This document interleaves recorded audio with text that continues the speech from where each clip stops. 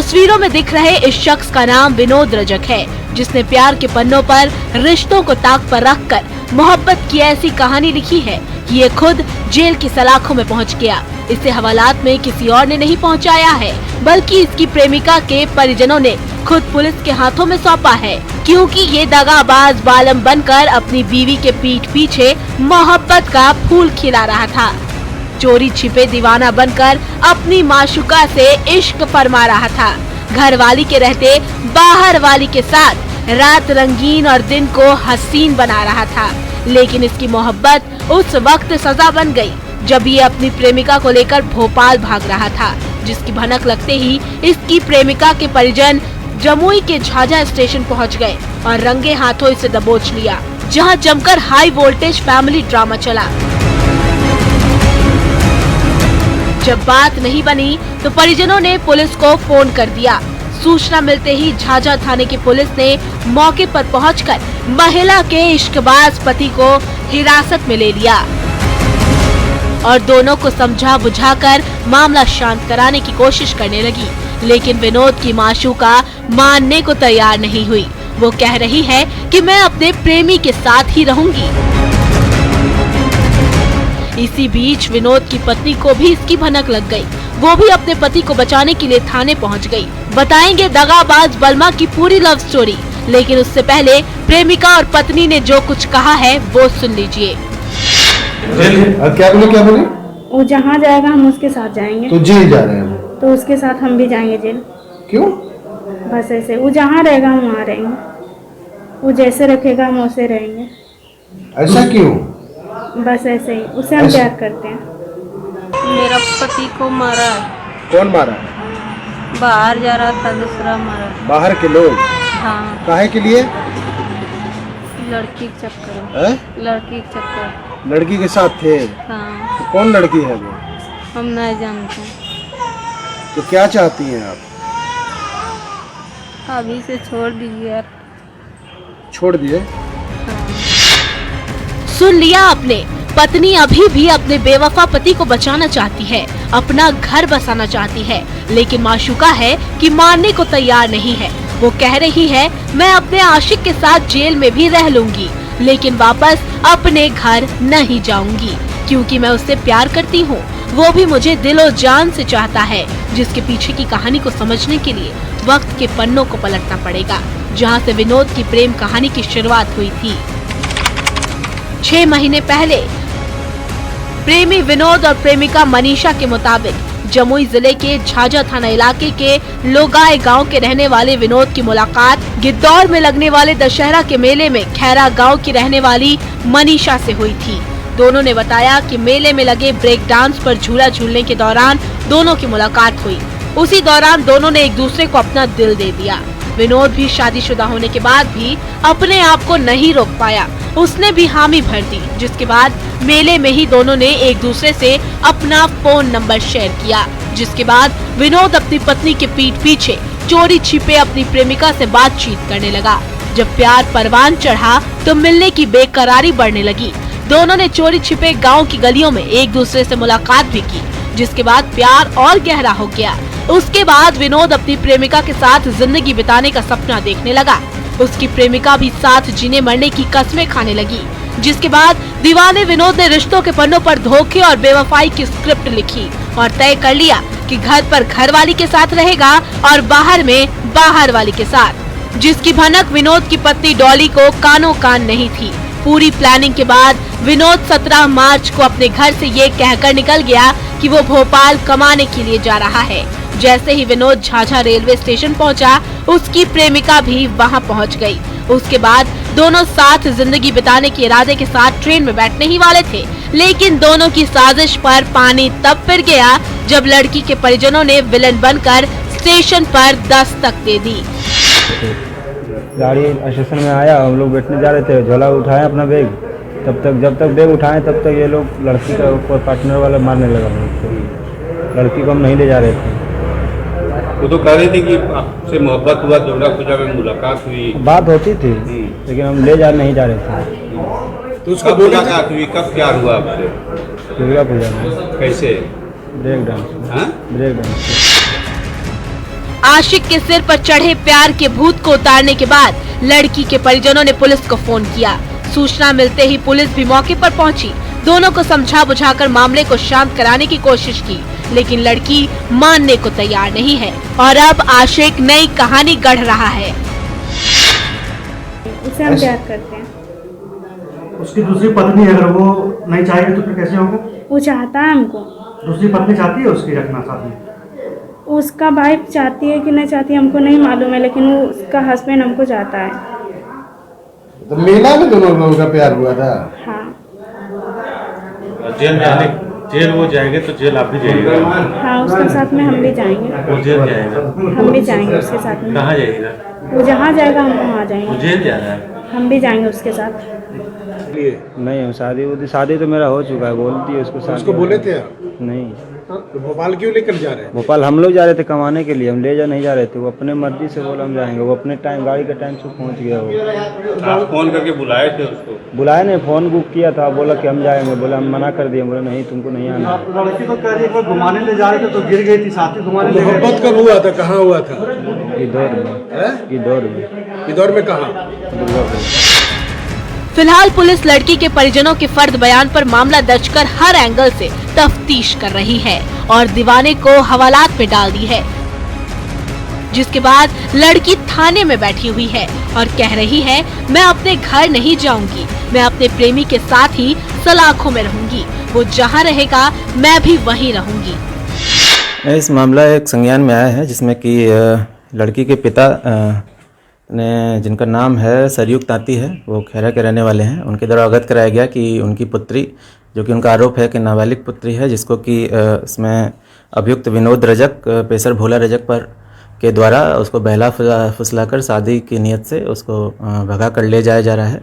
और उपयुक्त सूचना पर पुलिस के द्वारा तत्काल कार्रवाई करते हुए झाझा स्टेशन से इनकी पुत्री और जो अभियुक्त है विनोद रजक, पेशर भोला रजक, इनको हिरासत में लिया गया और इसमें एफआईआर खैरा थाना में कांड संख्या 121-23 दर्ज किया गया है और एफआईआर दर्ज कर आगे कार्रवाई की जा रही है। ऐसे में अब देखने वाली बात ये होगी कि पुलिस आगे क्या कार्रवाई करती है। लेकिन जिस तरह से विनोद ने अपनी पहली बीवी से बेवफाई की और दगाबाज बलमा बनकर शादीशुदा होने के बाद भी इश्क फरमाया, वो पति पत्नी के रिश्तों के लिए ठीक नहीं है। और जब मोहब्बत सजा बन गई तो अपनी माशूका को भी ठुकरा दिया और खुद जेल की सलाखों में पहुंच गया, जिससे मोहब्बत के दीवानों के लिए सबक लेने की जरूरत है, क्योंकि एक साथ दो जिंदगियां तबाह हो गई हैं।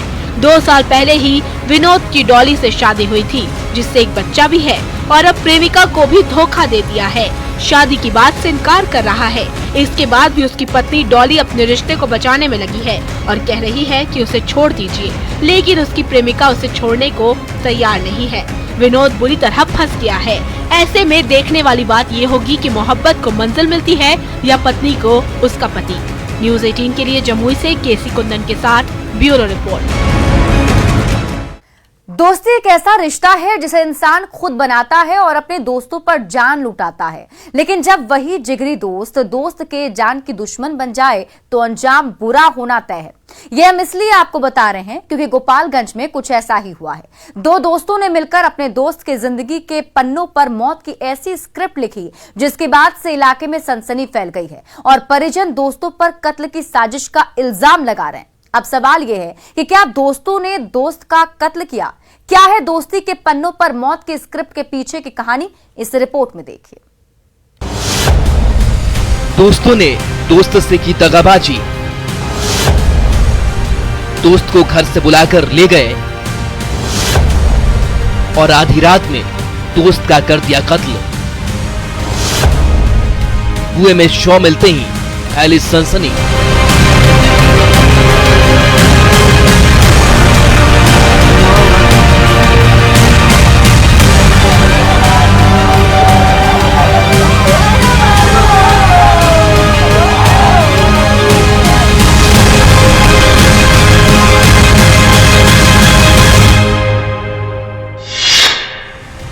गाड़ी में चादर ओढ़े मौत की आगोश में सोया ये वही दोस्त है जो दोस्तों पर कभी जान न्यौछावर करता था, लेकिन उसे ये नहीं पता था कि एक दिन वही दोस्त उसके जान के दुश्मन बन जाएंगे और मौत बनकर मंडराने लगेंगे, उसकी जान ले लेंगे। जिसके बाद से पूरे इलाके में सनसनी फैल गई है और पुलिस तफ्तीश में जुट गई है, जिसकी तस्दीक ये तस्वीरें कर रही है, रोते बिलखते परिजन कर रहे हैं।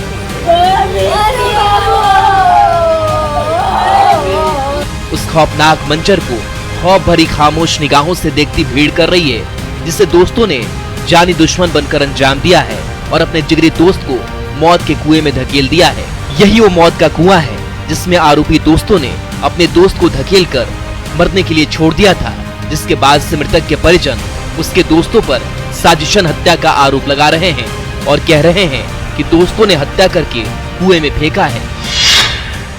देखिए सर, हमारे घर खरगी छाप, हमारे एगो भतीजा वैभव कुमार सिंह और विकी सिंह रात में खाना खा के घर में सुतल है। दो दोस्त कर आके सामने से कहो जो चला घूम के आल जा, घूमे के चक्कर में ओकरा के लेके गए।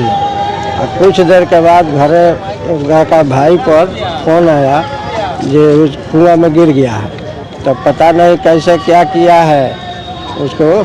जब हम लोग पहुंचे तो वहाँ लाश मिला। क्या हुई है उसके साथ, उसके भतीजे के साथ? उसको हत्या करके फेंक दिया है सर।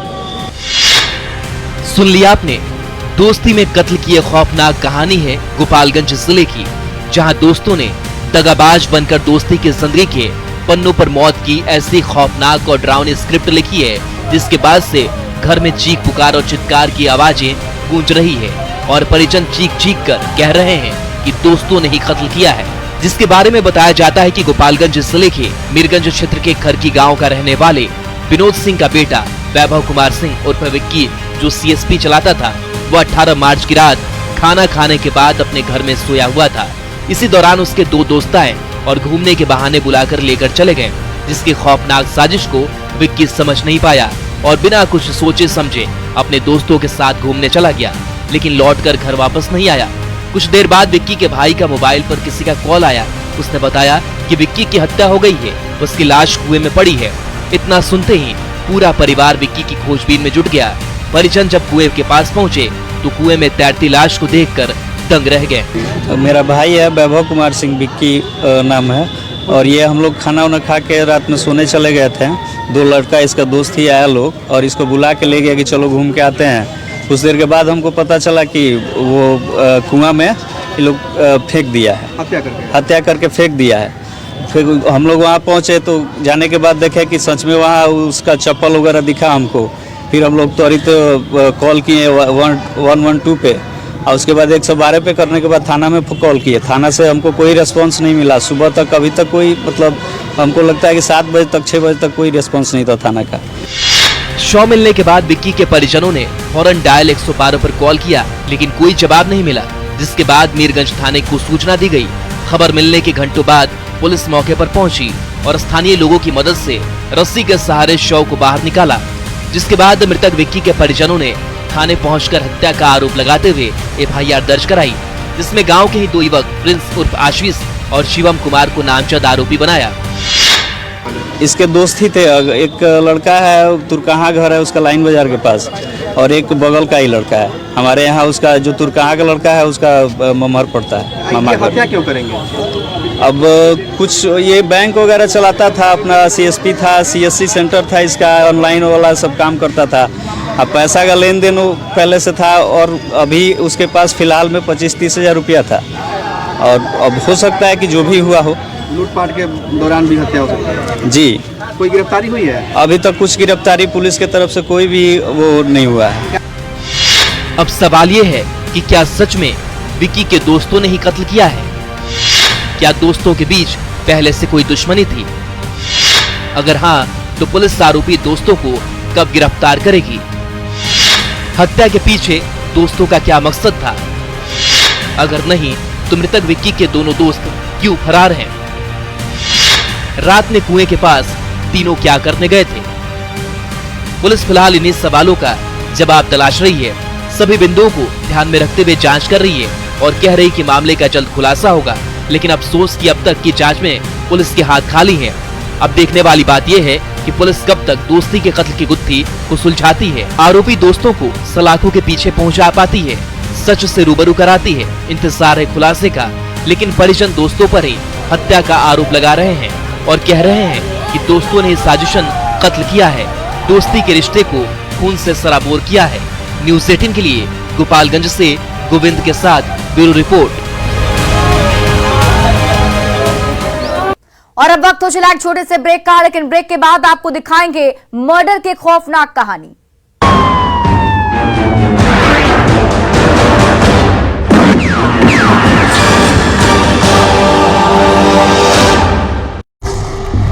तेरा नाम गूंजेगा तो उठेगा एक तूफान, हिलेगी जमीन, मचेगा घमासान, देखेंगे फिर गेम तेरी। ये है शुरुआत तेरी, अब हर जुबान पे होगी बात तेरी। देखिए पहला Tata women's premier league sports 18 और जियो सिनेमा पर।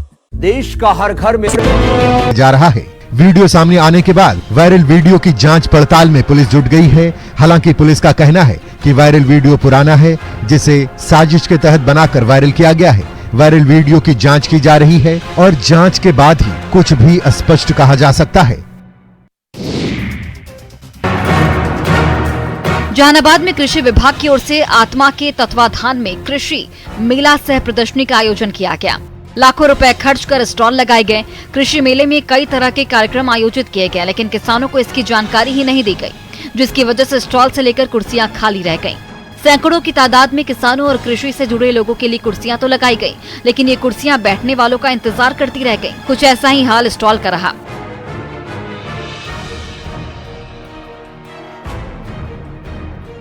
प्रदर्शनी के लिए लगाए गए ज्यादातर स्टॉल खाली रह गए। ऊपर से किसानों का आरोप है कि गलत तरह से विजेताओं का चयन किया गया। दरअसल 13 मार्च से 15 मार्च तक संयुक्त कृषि भवन परिसर में 3 दिवसीय जिला स्तरीय किसान मेला सह उद्यान प्रदर्शनी का आयोजन किया गया, जिसमें कृषि और उससे जुड़े विभागों के स्टॉल के साथ प्रगतिशील किसानों, कृषि यंत्र विक्रेता और कृषि उत्पाद से जुड़े संस्थाओं के स्टॉल लगाए गए थे। इस मेले में किसानों को सब्जी, फूल, फल, शहद जैसे उत्पाद को प्रदर्शित करने के लिए आमंत्रित भी किया गया था।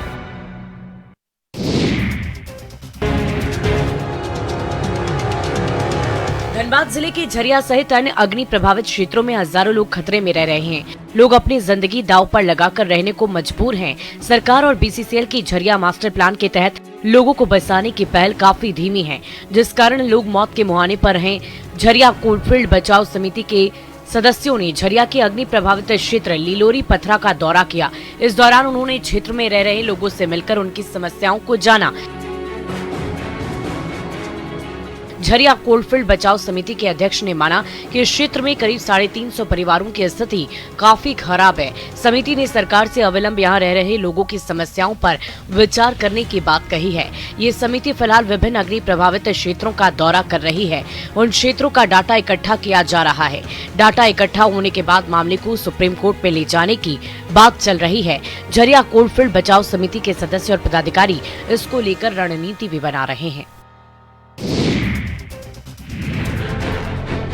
गर्मी की दस्तक के साथ ही पानी की किल्लत की समस्या शुरू हो गई है। रांची के जगन्नाथ मंदिर के पास बसे न्यू कॉलोनी इलाके की महिलाएं और बच्चे हाथों में तख्तियां लिए पानी की समस्या को बयां कर रहे हैं। दरअसल यह इलाका रांची का एक बड़ा स्लम एरिया है, जहां पर हजारों की आबादी रहती है। अगर आसपास के इलाकों को मिला लिया जाए तो करीब 50,000 से ज्यादा लोग इन इलाकों में रहते हैं, लेकिन उन्हें गर्मी की आहट के साथ ही पानी की बूंद बूंद के लिए तरसना पड़ता है। इस साल भी हालात कुछ ऐसे ही हैं। इस इलाके के कुएं सूखने लगे हैं, जिससे हालात और बदतर हो चुके हैं। इस इलाके में सप्लाई वाटर की पाइपलाइन जरूर बिछी है, लेकिन उसमें पानी नहीं आता है, जिस कारण इस इलाके के लोगों को सुबह 4 बजे से ही पानी के लिए लाइन में लगना पड़ता है ताकि उन्हें पानी मिल सके। लोगों का ये कहना है कि 1 साल की परेशानी नहीं है, बल्कि इस इलाके में पानी की समस्या हर साल होती है, लेकिन यहाँ हालात नहीं बदलते हैं। अब लोगों को ये चिंता सता रही है कि मैट्रिक इंटर की परीक्षा है, लेकिन बच्चे पानी ढोने को मजबूर हैं। ऐसे में उनकी पढ़ाई का क्या होगा? ओ बेटा जी, चाहे नियम कितने भी सख्त क्यों ना हो जाए, नियम तोड़ने वाले आदतों से बाज नहीं आते। अब ट्रैफिक नियमों को ही देख लीजिए, कई लोग इसकी अनदेखी करते हैं, खास तौर पर हेलमेट का इस्तेमाल। वैसे तो आमतौर पर ट्रैफिक पुलिस के जवान हाथ के इशारे से बिना हेलमेट वालों को रोकते हैं, लेकिन सोशल मीडिया पर आजकल एक ट्रैफिक पुलिस के जवान का बड़ा ही मजेदार वीडियो वायरल हो रहा है, जिसमें उसका एकदम अनोखा अंदाज देखने को मिलता है। दरअसल वो गाना गाकर बिना हेलमेट वालों को रोकता है और उन्हें समझाता है, फिर चालान काटता है।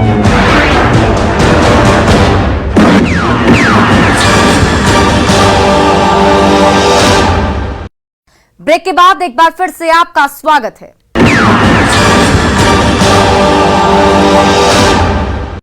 क्या जान इतनी सस्ती हो गई है कि कोई 750 रुपए के लिए किसी का मर्डर कर सकता है? बेशक आपका जवाब होगा नहीं, लेकिन ऐसा हुआ है, वो भी पटना में। 750 रुपए के लिए एक शख्स ने हत्या जैसे संगीन अपराध को अंजाम दिया और चाकू गोदकर एक युवक को मौत के घाट उतार दिया और खुद जेल की सलाखों के पीछे पहुंच गया है। क्या है 750 रुपए के लिए मर्डर के पीछे की खौफनाक कहानी? इस रिपोर्ट में देखिए। पटना में 750 रुपए के लिए युवक का मर्डर। उधार का पैसा नहीं लौटाया तो मार दिया। हत्या के बाद इलाके में फैली सनसनी।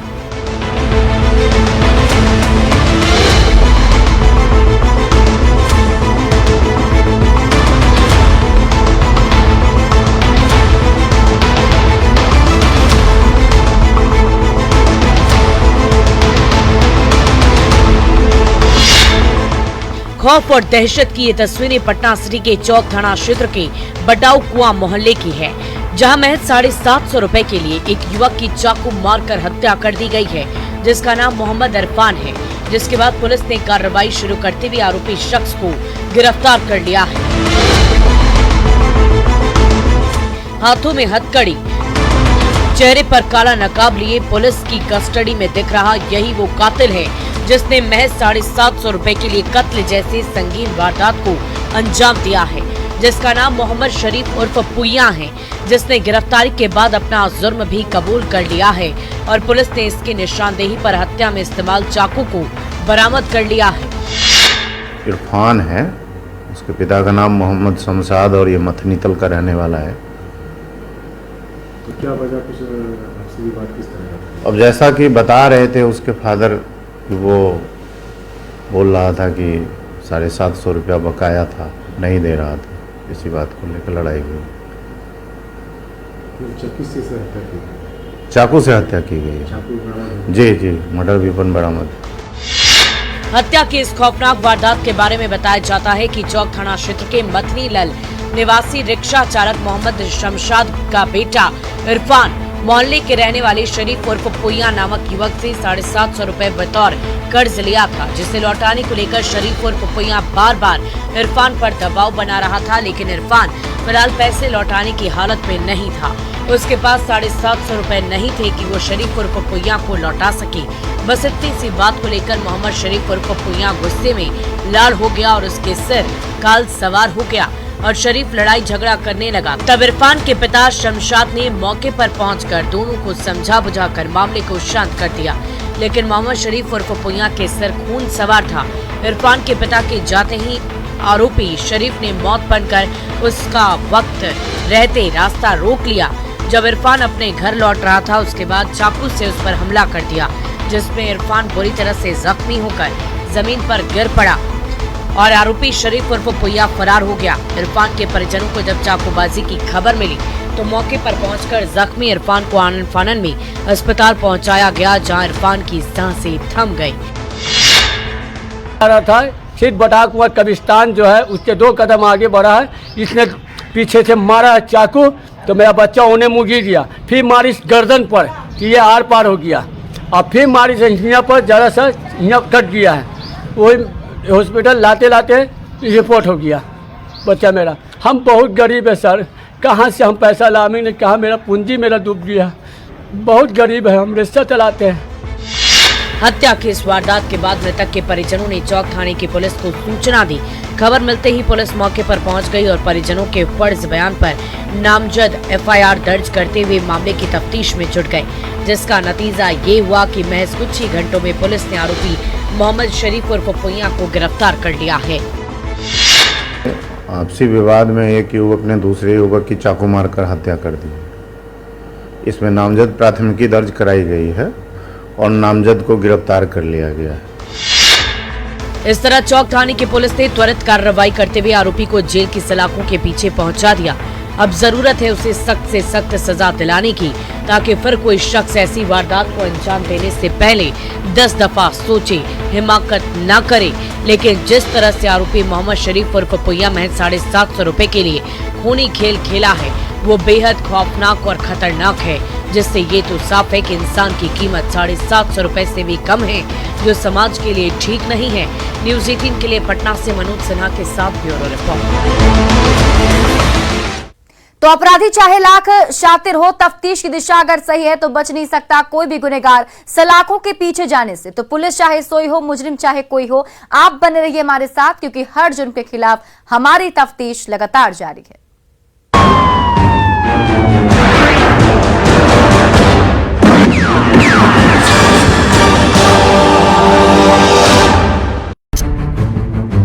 कभी गरम ओ बेटा जी। वीडियो में आप देख सकते हैं कि ट्रैफिक पुलिस का जवान कैसे एक बाइक सवार को रोकता है और उन्हें देखकर मुस्कुराते हुए गाना गाना शुरू कर देता है। फिर गाते गाते वो बाइक सवार से पूछता है, हेलमेट कहाँ